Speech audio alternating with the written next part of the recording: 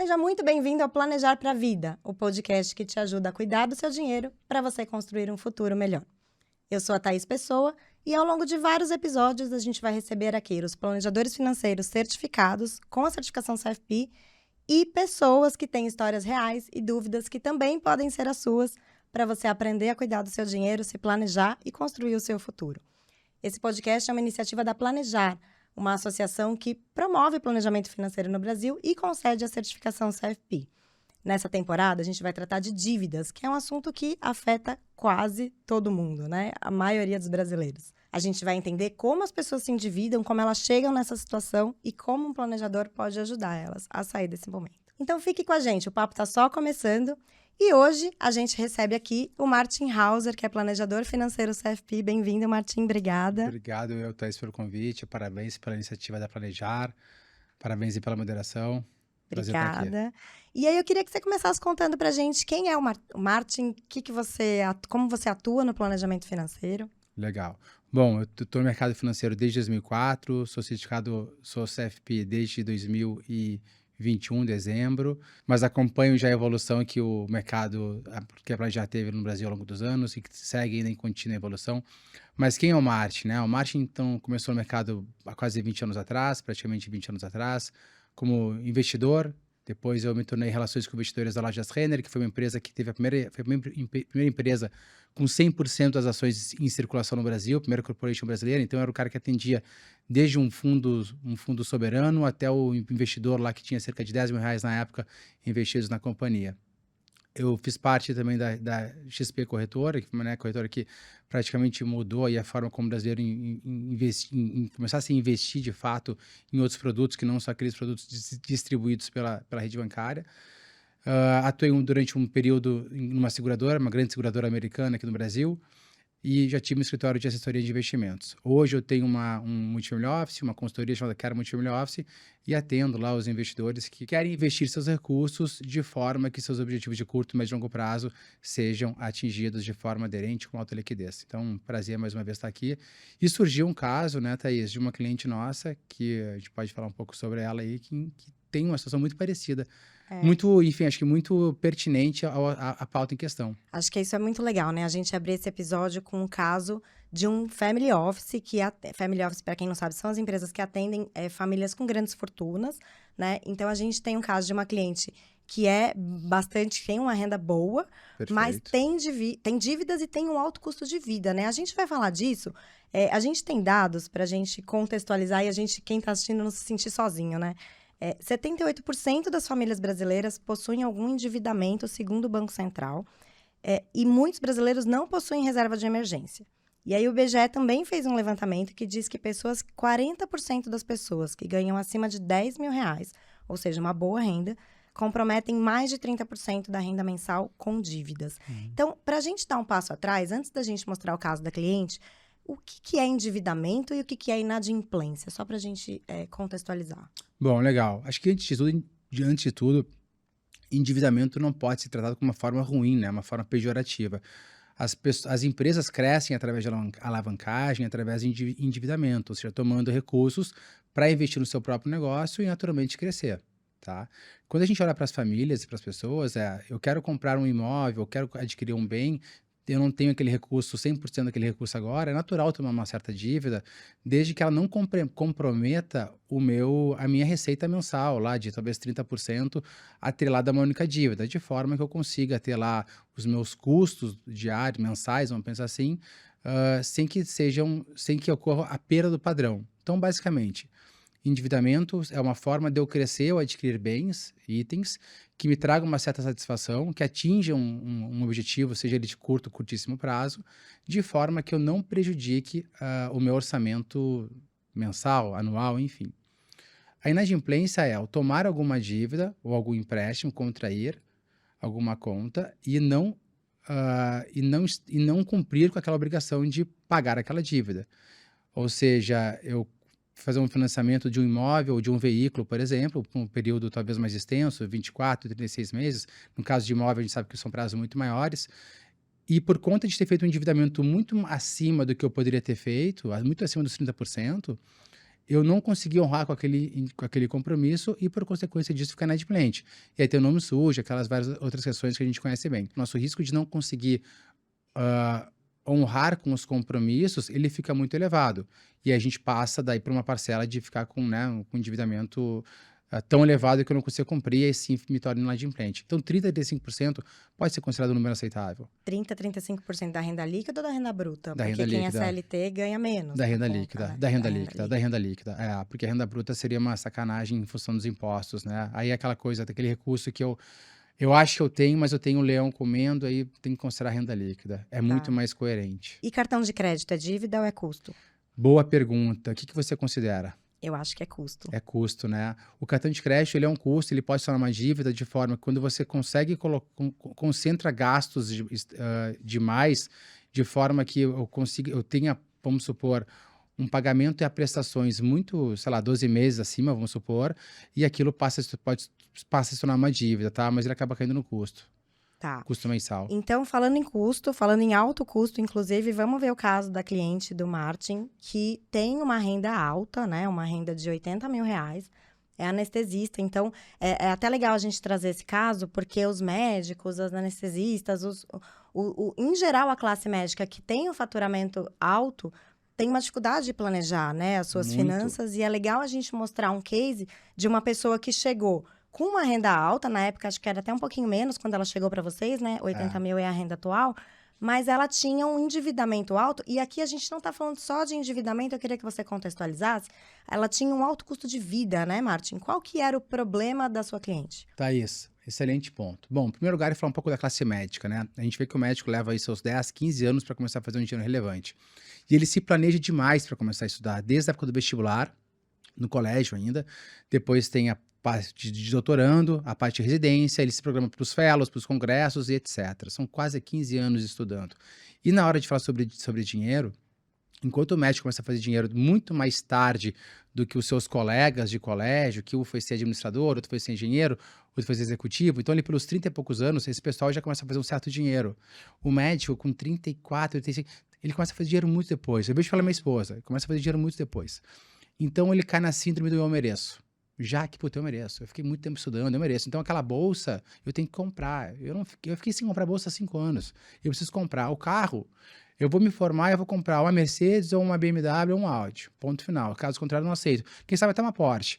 Então, a gente vê que a síndrome do eu mereço acaba prejudicando demais o médico a médio e longo prazo. Por quê? Thaís, perder padrão de vida é muito ruim. Depois, é ruim. Depois que você se acostuma com coisa boa, experimentado o que não é tão bom, não é tão legal, né? E aí o médico fica nesse círculo, que ele é infinito, fica num espiral negativo, a gente chama, de alto custo, uma alta despesa, uma alta receita, é verdade, mas com alto comprometimento de despesas. Então, nesse caso em específico, era uma cliente que chegou até a gente, ela tinha na época cerca de 70 mil reais de renda mensal, que não é uma renda ruim, né? 48 anos de idade ela tinha, e em termos de endividamento, até um endividamento baixo, um endividamento imobiliário que ela tinha na faixa de 400 mil reais. Não era algo muito relevante, principalmente pelo nível de taxa que ela contratou, cerca de 7,5% ao ano. Uma dívida ok, tá? Na época era possível essa taxa, né? Eu não sei que ano foi, mas hoje essa taxa já seria muito maior, por exemplo. Exatamente. Hoje seria quase de 11%. E aí, o que tem que levar em consideração? A dívida com ela mesma, em que sentido? Se ela tem 80 reais de renda mensal e uma dívida que compromete talvez 7 mil reais, é menos de 10% da renda mensal dela, ela ter os outros gastos, como a gente viu acontecer, 3 bolsas, né, de uma marca extremamente famosa, de 5 mil euros cada bolsa, comprada em uma única viagem para Paris, mostra que o custo mensal dela acaba sendo uma dívida com ela mesma. De novo, estou sendo repetitivo de propósito. Por quê? Ela acabou nunca mais... Ela ficou durante um longo período, Thaís, sem juntar dinheiro. De modo que, como mostra ali o problema, reserva de emergência nula, com 48 anos, ela tinha cerca de 300 mil reais guardados. Dos 300 mil reais guardados, ela tinha 160 mil reais em previdência privada, que por algum motivo empurraram para ela. Um PGBL, de forma que não fazia muito sentido, tendo em vista que ela não tem questão sucessória, não tinha CLT, então algumas coisas que não faziam muito sentido, por quê? Por falta de conhecimento financeiro, né? Por falta de ter alguém do lado ali imparcial que está auxiliando a médica e não a instituição. Então é um exemplo muito comum que a gente vê com uma frequência muito alta. Porque o médico ele é sediado o tempo inteiro, toda hora pela indústria, de forma que acaba tendo uma quebra de confiança e muitas vezes somadas a um alto custo para a manutenção do padrão de vida, no final das contas, aí depois de 5, 6 anos, tu vê aquele médico com produtos extremamente ruins, com um custo mensal que ele tem das bolsas, das viagens, do carro, a pessoa não guardou dinheiro, está com 50 anos, e aí como é que fica depois a renda passiva, o objetivo de curto, médio e longo prazo, principalmente de longo prazo, Os né? objetivos que ela nem sabia que tinha, às vezes, né? Tem Exato. gente que tem consciência de que precisa juntar a vida inteira para aposentadoria. Tem gente que vai se dar conta disso quando faz 60, né? E faz falta lá na frente, né? A gente sempre fala que chegar com 60 e poucos anos, sem ter uma renda passiva, ou ter um compromisso, algo que te gere uma renda, por mais que você tenha tido uma vida exitosa ao longo dos anos, com viagens, com vinhos e etc., pô, é muito legal, muita história para contar. Só que a gente sabe que cada vez mais viveremos por um tempo maior, e a grande questão aqui não é sobreviver por um tempo maior, mas é viver com qualidade. Da mesma forma que a gente vê a medicina evoluindo para que nós mantenhamos uma vida saudável, equilibrada, fisicamente falando, porque eu não posso ter isso com dinheiro também. E aí não significa que eu não possa comprar mais 3 bolsas numa única viagem. Compra uma. Né? Começa a entender o teu nível de poupança, o conceito de juro real, para a gente conseguir construir um plano, e foi isso que a gente fez, para que lá na frente ela possa ter uma tranquilidade financeira e não depender tanto do trabalho. É isso que eu queria entender, assim. Ela chegou para vocês, então, com um alto custo, um seguro de vida, um PGBL, um plano de juntar dinheiro para Exato. aposentadoria. E aí entra o papel do planejador financeiro, né? Porque cada instituição pode ofertar o seu produto. Muitos deles fazem sentido mesmo para a vida da pessoa, mas quando você olha para o contexto, para a vida integrada daquela pessoa, às vezes tem ajustes para fazer. Qual foi o primeiro passo que vocês fizeram para ajustar essa rota aí para ela? Excelente, Thaís. Vamos lá. Primeiro passo, por que que ela nos procurou? Né? Por uma recomendação. E ela nos procurou porque foram visitar ela, tinha um seguro de vida, um seguro resgatável, que ela pagava R$ 5.000 por mês, com 46 anos, 47 anos na época, tá? E apresentaram para ela uma solução e falaram: olha, doutora, aumenta o teu plano para 8 mil, porque para ti faz todo sentido. Como assim? Não, porque você não perde dinheiro, é um seguro resgatável. Daí vem aquela questão do viés heurísticas, da aversão à perda. Então eu pago, mas eu resgato. Então faz sentido, é bom. Não, para fins de investimentos não faz o menor sentido. E aí ela ficou, puxa, mas eu vou pagar R$ 8.000 por mês durante 10 anos num seguro de vida resgatável? Peraí, fiquei um pouco perdida aqui. E ela nos procurou. Então o que a gente fez? Anamnese, coleta de dados completas. Então, vamos pegar os gastos de cartão de crédito, vamos pegar as apólices de seguros vigentes. A proposta, inclusive, dela aumentar o plano, por que foi apresentado isso para ela, para entender de forma imparcial por que foi apresentado aquilo. Olhar os fundos de investimentos que ela possuía, né, os R$ 140 mil, além dos 160 mil em previdência, eram em fundos multimercados e CDBs. Por que ela tem aqueles fundos multimercados? Provavelmente aquilo foi apresentado por uma conta de lâmina de um fundo, né, que apresentou uma rentabilidade de X, e aí por conta disso ela fez a alocação. Mas qual que é a liquidez que ela possui se ela precisar apertar um botão? Tem um double click lá, né? Não vou botar na mesa aqui para não estragar o microfone, mas precisa de dinheiro. Como é que fica? É um fundo de 10, 120 dias, com uma alta taxa de administração. Então, primeiro passo, entende todos, faz um exame. O que é o exame, né? Vai coletar sangue, vai coletar urina, vai fazer todos os exames para entender todos os indicadores. Parte chata, mas necessária. Depois disso, vamos fazer o trabalho da hipótese diagnóstica, com parte qualitativa e parte quantitativa. Que é fazer entrevista junto com ela, Thaís, para verificar o que ela nos fala é coerente com o que ela apresenta de documentos, para ver se não teríamos casamento. Né? Então, assim, ela fala que ela quer ter um objetivo de curto prazo, comprar um carro, de médio prazo, manutenção das viagens e fazer uma aquisição numa casa no litoral ou na serra, como era o objetivo dela, de R$ 1 milhão mais ou menos, e ter uma renda passiva de cerca de R$ 50 mil a partir dos 65 anos de idade. Só que se eu estou com 48 e eu não tenho nada guardado, é muito improvável que eu vá manter essa renda lá no futuro. Então, o que eu preciso fazer? Então, a gente vai para o diagnóstico está ali, né? Uma alta dívida, não uma dívida imobiliária, uma dívida financeira, uma alta dívida com padrão de vida. Puta, isso é difícil baixar, tá? Mas é necessário. Então, vou fazer uma educação com ela. Vamos entender o conceito de juro real. Thaís, assim como tem essa pesquisa do IBGE que mostra que 40% das pessoas que fazem mais de 10 mil reais por mês estão endividadas, eu afirmo que 90% dessas pessoas, elas não sabem o conceito de juro real. Elas não sabem. E aí é nosso trabalho, inclusive, da Planejar, que é mostrar o conceito de juro real. O que é juro real? O que é o juro real? Eu tenho que entender o juro nominal, que é a taxa básica de juros, descontada a Selic, descontada a inflação, perdão, no caso aqui no Brasil a gente usa IPCA, que a gente sabe que não é a inflação, né, da grande maioria dos brasileiros, dos brasileiros de alta renda, vamos pensar assim, do brasileiro que vai ter o colégio sendo reajustado a 10% ao ano, por exemplo, mas vamos ter um cálculo médio lá de 6%, e a gente vai ter uma taxa de fato, que é a taxa que mantém o meu poder de compra, para um investimento, por exemplo. Então, o conceito de juro real, eu preciso saber o quanto que rende de fato o meu dinheiro, sem que ele perca o poder de compra. Então, você está falando que se os juros hoje é 14,25 e a inflação é 10, não sei quanto é a inflação, mas chutando É aqui. 6%, vai. 6%. É. A gente está falando que o juro real é a diferença dessas contas. Exatamente. Então, não adianta ela aplicar num produto que não rende tanto, porque ela vai ter um gasto, ela vai estar consumindo e sendo...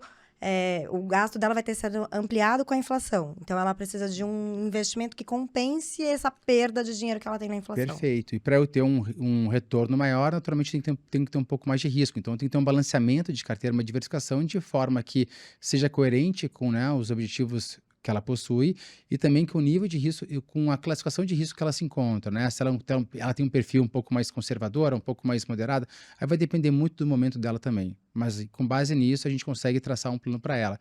E foi o que a gente acabou fazendo com ela, tá, Thaís?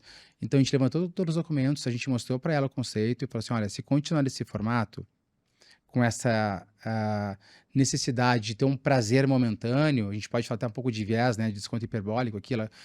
Sabe, eu mereço hoje, tá, mas como é que vai estar o teu amanhã? Não, amanhã deixa Amanhã eu resolvo depois. Amanhã eu resolvo, não, deixa eu comer esse doce aqui, porque a satisfação vai ser momentânea, mas tá, mas a gordura amanhã na beira da praia, não, dá um jeito, vamos malhar, sabe? Vamos malhar segunda. O Dia Mundial da Academia, né? É isso. Então, a gente vê que vamos ser um pouco chato, mas sem tirar para ela o prazer dela poder manter as viagens, de comprar a bolsa. Não compra 3, né, Thaís? Compra uma, vai bem. As outras, faz um bazar e elimina. Bem, é um ativo, né? A gente vê o índice de bolsas no mundo, quanto que cresceram as bolsas de luxo ao longo dos anos. E as bolsas são os ativos, né, Thaís? A gente vê, tem um índice de bolsas no mundo que mostra, índice de bolsas e mercadorias mesmo, que mostra que a índice de bolsas da Hermès, enfim, várias marcas de luxo, por conta da exclusividade, e me falta um termo aqui, eu vou lembrar ao longo do tempo, mas é que é para justamente transforma um pouco mais de liquidez, reduz um pouco essa necessidade de comprar tantas bolsas ou tantos itens caros, não deixa de manter a tua viagem, etc. Mas vamos entender que, primeiro desafio, vamos começar a juntar dinheiro, nível de poupança. O ideal seria uns 30% ao mês, tá, Thaís? Se eu falar 30% ao mês de nível de poupança. Isso é um padrão. As pessoas sempre gostam de ter a bala de prata, né? A resposta pronta. Vai depender muito de caso a caso, vai depender muito de família para família e necessidades. Daqui a pouco as pessoas não estão tão preocupadas em ter dinheiro, mas estão preocupadas em experiências, né? A gente está vendo a nova geração que eu não quero mais tanto, me preocupo tanto mais em ter o carro. Uma casa própria, né? Casa Eles própria. querem alugar e viver morando onde eles quiserem morar, né? Sem criar raízes. Exato. E quem está certo ou errado nisso tudo, né? Acho que depende muito da questão de equilíbrio. Então, vamos equilibrar um pouco, porque se tu me fala que quer ter uma renda mensal de 50 mil reais por mês lá na frente, daqui a, no caso dela, quase 20 anos, ela teria que guardar 50% da renda dela a partir daquele momento. E 50% seria uma coisa muito drástica, muito dramática. Então, vamos aos poucos. Então, o que a gente fez? Tem que guardar 30%, aumentar para 50% vai ser difícil. Mas vamos começar a juntar um valor de 15 mil reais por mês, durante 3 meses. Vamos aumentar para 20, para 25, de forma que nesse formato, talvez a gente não atinja o que você quer lá de 50 mil reais por mês a partir de 65 anos de idade. Mas tu vai chegar muito próximo disso. E aí tem a questão dos imobilizados, também que tu construiu ao longo dos anos. O objetivo, lógico, não é dilapidar patrimônio para ter renda, mas a gente já começa a ter uma estrutura muito melhor, né, do que a gente tem hoje. Então, esse foi o primeiro trabalho, assim. Eu não vou conseguir deixar essa pessoa fazendo uma analogia muito barata aqui, mas ela foi um nutricionista, eu não vou conseguir deixar ela com 10% de gordura no corpo. De gordura no corpo. Mas ela vai ficar com 15, 16, talvez com perto de 20. Tá bom, tá aceitável, tá bem, ela vai viver super bem. Acho que é isso foi o que a gente fez. Mas aí ela tinha a questão dos investimentos que estavam uma parte em previdência e uma parte em fundo multimercado, inclusive com pouca diversificação, né? Tava tudo no mesmo lugar. Vocês resgataram e reaplicaram em produtos que faziam mais sentido? Ou, nesse caso, ela mantém os investimentos que já tem e começa de novo com o dinheiro que ela começou a poupar? Excelente, Thaís. O que a gente fez no caso dela, tá? No caso de previdência, não houveram mais aportes, porque é uma pessoa que a indústria, a gente vê como a gente tem oportunidade, né? Foi apresentado para ela uma solução de seguros, que ela já pagava R$ 5.000, um seguro vitalício, um aumento para R$ 8.000 por mês. Essa pessoa que a gente está falando aqui não tem filhos, ela é solteira, ou seja, a questão sucessória dela está resolvida. Tem a previdência, então está resolvida. O que a gente fez? A gente manteve a previdência. Os seguros, a gente adequou, a gente conseguiu uma redução de apólice, que ela pagava R$ 5.000 por mês. A gente conseguiu reduzir preços sem perder coberturas de capitais segurados, inclusive elevando os prazos, tá? Para algo em torno aí de pagando 5.000, começou a pagar 2.800 por mês. Então conseguiu ter uma redução. Fundo multimercado, a gente resgatou os fundos, a gente manteve a previdência e o CDB a gente manteve até o vencimento, que é por agora pouco, tá? Depois disso, Thaís, a gente readapta toda a alocação dela. Com o quê? Vamos considerar um pouco de pré-fixado, um pouco de pós-fixado, um pouco de inflação longa, que são prazos acima de 5 anos, inflação mais curta, prazos menos do que 5 anos, um pouco de bolsa americana, bolsa Brasil, vou ter variação cambial nesse período todo, um pouco de ouro, né? A gente sabe que o ouro dentro do portfólio sempre faz peso e ele faz o equilíbrio ao longo dos anos. Sabe, tem uma curiosidade, as pessoas não sabem quando elas investem quais são as classes de ativos. Por exemplo, se você perguntar, Thaís, tu está posicionado em inflação? As pessoas vão falar assim, eu estou numa NTNB 2045. Tá, mas qual que é o percentual da tua alocação em inflação? Putz, não sei. Eu tenho um CDB pré-fixado, mas qual que é o percentual que tem pré-fixado? Então, o que a gente faz, por exemplo, é justamente entender, mostrar para o cliente, mostrar para o investidor como é que está separado a aderência de objetivos de curto, médio e longo prazo e como que isso está alocado para o classe de ativo. E foi o que a gente fez com ela. Então, uma alta liquidez, e os ETFs no Brasil estão mostrando isso, né? A gente sempre fala que a gente está fugindo um pouco aqui do escopo, mas a gente está 9 horas do futuro. Pega um avião, vai para Nova York, vê o mercado financeiro lá, aí eles estão há 20 anos à nossa frente. Traça o Brasil isso na vanguarda hoje que a gente está fazendo. E aí tu consegue entregar isso, uma alta liquidez, com custo muito baixo, com os objetivos aderentes a curto, médio e longo prazo. Então, no caso dela, a gente conseguiu fazer isso. Então, a gente está falando que ela tem um tipo de investimento para fazer as viagens, outro tipo de investimento para fazer a compra do imóvel, que ela já tinha um financiamento, né? Então, nem é um investimento, é o financiamento, porque já estava ali reservado. Ela tem um investimento para aposentadoria. Então, a gente vai dividindo em caixinhas, e aí, com isso, a gente ocupa a renda e aí deixa parte da renda para ela consumir, e aí fazendo um consumo mais consciente. É mais ou menos isso que vocês desenharam isso para ela. E tira ela um pouco do cartão de crédito, que estava só em despesa, que estava comprometendo mais de 60% da renda dela em cartão de crédito. Tá? Era muito mais, era quase 75%. Agora, a gente está falando aqui de uma cliente que tinha uma renda muito alta. Mas falando da média, né? Eu tenho lá uma família com R$10.000 de renda e, invariavelmente, né? Muito comum essa família estar endividada para comprar um carro, para comprar uma casa ou, enfim, com outras coisas. E a gente fala da importância de ter uma reserva de emergência, que é aquela reserva que a gente vai ter para o imprevisto, né? Para uma doença ou para uma oportunidade que apareça na sua vida. Quando que eu escolho fazer a reserva, continuar pagando a dívida, ou eu junto todo o meu dinheiro para quitar a dívida porque os juros é alto, e depois eu começo a construir essa reserva? Qual que é o balanço? Excelente, Thaís. O que a gente vê, tá? Para o brasileiro lá, a renda, que daqui a pouco não tem uma renda de R$80.000 por mês, tem uma renda menor. Primeiro encare a dívida, né? Encare a dívida de forma que não é um bicho-papão, um monstro. Vamos entender qual que é o perfil da dívida. Vamos falar com o credor também. Vamos entender assim, vamos fazer uma renegociação, vamos levantar os documentos. A gente vê muitas vezes as pessoas, eu tô com uma dívida, putz, não sei o que eu faço, tô rolando aquela dívida e tá pesando até o momento que pese demais e ele acaba ficando inadimplente. Então, o grande desafio, a grande questão é a ação que tem que ser tomada. Conheça a tua dívida. Ponto. Como é que é o perfil dessa dívida? Compare com algum tipo de investimento para você verificar se faz sentido quitar ou manter essa dívida. Tem um exemplo prático. Se nós colocarmos o caso dessa médica, ela tinha uma dívida imobiliária, Thaís, de R$ 400 mil, que ela estava pagando cerca de 7,5% de juros anuais. É uma dívida extremamente Boa. barata, boa, comparada hoje com o CDI a 14, 15% no ano, né? Então, uma taxa Selic é 14,25. Então, uma dívida muito boa. Mantém essa dívida, certo? Agora, se a pessoa está com uma dívida, um CDI mais 5% ao ano, uma dívida extremamente cara. Estamos falando aí de quase 20%, juros compostos, né? E eu tenho uma rentabilidade muito menor do que isso. Deixa eu negociar com o credor. Então, primeiro passo, conheça quem é a tua dívida, de fato. E aí compare como é que está a tua reserva de emergência. Aqueles 3, 6 meses, né, que todo mundo deveria ter para alguma eventual, que nem você falou, oportunidade ou até mesmo a necessidade, para comparar se faz sentido quitar essa dívida, amortizar ela, encerrar ela, ou se faz sentido, inclusive, rolar essa dívida ou manter ela de acordo com como é que está alocado, né? Com esses níveis que a gente falou de juros, dificilmente vai ser recomendável rolar essa dívida ou manter, por conta do que a gente está vendo aí no mercado, tá? Depois de conhecer suas dívidas, vamos para um plano de ação, que aí verificar investimentos, como é que está meu fluxo, de forma que se eu quitar essa dívida, eu não fique inadimplente, vamos pensar assim, com outros compromissos. Então, acho que o primeiro passo, e é simples, tá? Parece que não, mas é simples.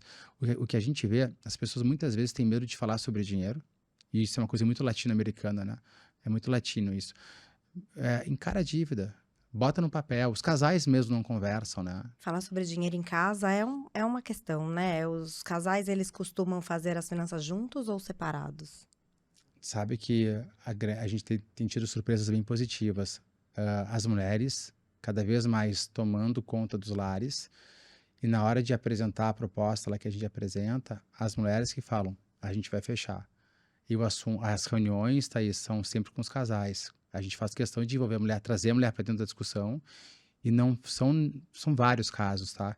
De que a mulher tem uma renda, inclusive, superior à do homem. E jogo aberto, a dívida é essa, meus compromissos são esses, a gente casa tudo e fica tudo muito transparente. Então, a gente vê que existe já uma evolução nesse sentido. É claro que ainda tem aquelas pessoas que não querem, né, que o cônjuge saiba, enfim, das finanças, cada um, mas a gente está vendo uma evolução. Isso, de fato, traz uma harmonia muito melhor para o lar, né? É porque, assim, a gente fala muito que os casais juntos, eles têm um potencial de dinheiro maior, né? Então, Total. ele pode usar isso a favor de investimentos, mas pode usar isso a favor de dívidas também, né? Fazer dívidas compartilhadas, a dívida do apartamento, a dívida do carro, se ficar meio a meio para cada um, ameniza bastante os 30% que cada um tem direito de gastar do seu orçamento, né? Thaís, tu dorme com uma pessoa, né? Se tu não confiar nela em questão de dívida, então tu não seja casado, né? Acho que pelo menos eu penso assim, né? Não sei quem tá certo ou quem tá errado, mas acho que chega mais longe, tá? Não, e eu acho que os planejadores financeiros estão aqui para dizer justamente isso, né? Eu acho que o grande barato de você olhar a vida integrada da pessoa é que é isso. Ah, então eu me divorciei, o que que eu faço? O planejador financeiro vai te ajudar também com qual é o cuidado que você pode ter, como é que fica essa divisão de bens, né? Então, acho É? que é legal a gente dar esse contexto de que as pessoas não precisam também saber tudo isso sozinhas. Elas podem contar com a ajuda de profissionais que Podem. estudam para isso e que podem olhar para a vida delas de forma integrada. É legal a gente dizer que o planejamento financeiro ele é individualizado, né? A gente traz aqui casos para as pessoas identificarem que para a vida delas pode caber também, mas cada situação vai ser um estudo separado, né? É personalizado, exatamente. E cada família tem uma demanda. Tem uma amiga minha chamada Niver, ela fez um livro que é Eu Odeio Advogados. E ela é advogada. E ela fala justamente sobre essa questão do divórcio, né? Que o divórcio foi muito bom enquanto durou, por algum motivo se divorciaram os casais, mas que não seja aquele jogo de surpresas e o dinheiro escondido e o cara que ligou pro banco para puta, eu acho tão cansativo isso, sabe? No final das contas, não é muito que utópico, mas entendo que para nível de endividamento é muito melhor atravessar juntos do que cada um para um lado, né? E tomando dívida. Eu sei de histórias horríveis, a Thaís deve chegar para vocês aqui também. E a gente quer saber também. Do homem que não fez um monte de operações lá, em alavancagem, por exemplo, contraiu dívida sem a esposa saber. Da mesma forma, aí tem casos muito menores que as esposas também contraem dívidas sem os maridos saber. E uma hora a verdade cai, né? Aparece, ela é apresentada. E aí, ruína, tragédia, enfim, divórcio, litígio. Então, para quê? Né? E a dívida não pode... a esposa não pode ser responsável por essa dívida ou pode? Assim, o marido contraiu a dívida, ela não soube. Em que momento que isso vira um problema da esposa? Que vira um problema. Vai depender muito do relacionamento, né? Em termos de contrato que eles possuem de casamento. Vai depender muito das cláusulas do contrato também, mas geralmente sim, acabam herdando essas dívidas, né? A depender de como foi feito o contrato. É perigoso. Isso dá pauta para um podcast inteiro, hein? Dá. A gente vai falar Chama a disso. nível, acho que vocês vão gostar. A gente vamos falar. Pesado essa parte aí. Martin, a gente está caminhando para o encerramento. Que dicas que você daria, então, para quem está endividado ou para quem está procurando se endividar para conquistar um bem, né? Qual que é o segredo para começar certo? Tá bom. Eu acho que, em primeiro lugar, Thaís, para quem está endividado, você que está endividado aí, fazendo um recado direto, olha para a tua dívida, encara ela de forma positiva, de forma a encerrar ela ou de forma que você consiga administrar ela para deixar ela mais barata, fazendo daqui a pouco uma nova negociação com o credor. O brasileiro tem fama de ser bom pagador, tá? Então, encerra a dívida renegocia a dívida de forma que fique bom para você, pro credor. Tenho certeza que o credor também quer receber. Então, primeira coisa é, encare a dívida, tá? Para de dormir com ela, de perder noites de sono por conta disso. Para quem quer contrair dívida, por que eu contraio dívida? Vale a pena? Vou dar um exemplo também prático aqui, também de um médico, tá? Um oftalmologista quis comprar um equipamento. O equipamento, ele fala assim, Márcio, o equipamento custa 500 mil reais, esse equipamento. Tá bom, vamos negociar, vamos avaliar. Tem conta nesses bancos, né? Sim. Então, faz uma pergunta para esses bancos, como é que está o financiamento com esses respectivos nomes? A gente recebeu os nomes e tinha lá uma dívida que era 7,75, o equipamento a 500 mil reais. Eu falei, meu amigo, se é 7,75, tu faz o seguinte, não pede 500 mil reais, pede 4 milhões, tá? Mas faz o seguinte, deixa eu ver a proposta, ele vê as últimas linhas aqui. Aí tava lá, Thaís, CDI mais 7,75. Aí eu falei, meu amigo, não dá, assim, esse tipo de dívida tu não vai tomar. Tu vai negociar com o fornecedor o pagamento de 500 mil reais em X parcelas, vai colocar no fluxo, vamos calcular o payback disso e vamos entender se faz sentido ou não faz sentido, onde eu quero chegar. Para tomar uma dívida, seja para saciar algum desejo de curto ou médio longo prazo, pergunta primeiro, né, se para ti mesmo, se vale a pena ou se não é tão importante assim. Daqui a pouco essa bolsa eu não preciso agora, esse carro eu preciso trocar porque o meu vizinho está preocupado que o meu carro está velho, ou realmente meu carro está velho e preciso trocar, né? Tem um livro do Morgan Housel, Psicologia Financeira, que é genial, que ele fala muito sobre isso. Ninguém está tão preocupado quanto o seu carro, quanto você mesmo. Então, né, tem um exemplo que mostra assim, o quanto que você acha que as pessoas estão preocupadas com você. Aí tem um exemplo de uma bola gigante assim, tal, e quanto que de fato que elas estão. Já viu isso? Não, já. Então é justamente sobre isso. Então, em relação a se endividar, para quê e por quê? Tá respondido, faz sentido, toma dívida. Mas saiba que o nível atualmente está super elevado, o financiamento imobiliário, né, Thaís? A gente vê que estão em taxas bem altas. Daqui a pouco é hora de esperar um pouco, junta dinheiro e vira rentista, aproveitando o CDI alto, por exemplo. Então, acho que essas são as grandes questões. Encara a dívida e se for contrair, pergunte por quê e para que isso faz sentido. Bom, agora, dívida sim, inadimplência nunca. Não.